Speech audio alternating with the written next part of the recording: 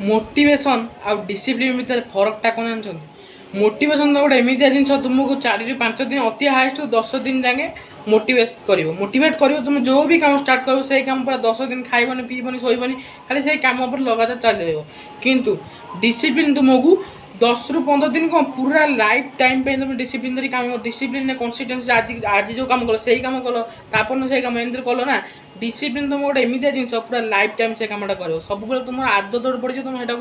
give up कर जो कमटा से बुझीपार ना गोटे उदाहरण दे कौच मैंने किसी लोग अच्छा कि देखिए कि आम पढ़े 4-5टा छुआ जिम करेनि बॉडी फडी बने मुझे जिम सी तापर जी 7-8 दिन जी पूरा बॉडी फडी मैंने कसत मसत करेंगे 4-8 दिन हाथ मत दर्ज हो तो कहे हे दर्ज मर्ज होगला आउ हम गिव अप करदे सब आसिक मोर देह हेनी छाड़देवे कि तुम्हें केवे छाड़ ना कारण जब तुम मोटिवेशन काम कर तो जहाँ पे छाड़देव मुझे कहीदे भाई मोटिवेशन काम कला मैंने अति हाएस्ट हाएस्ट 10 ରୁ 15 दिन जाए रु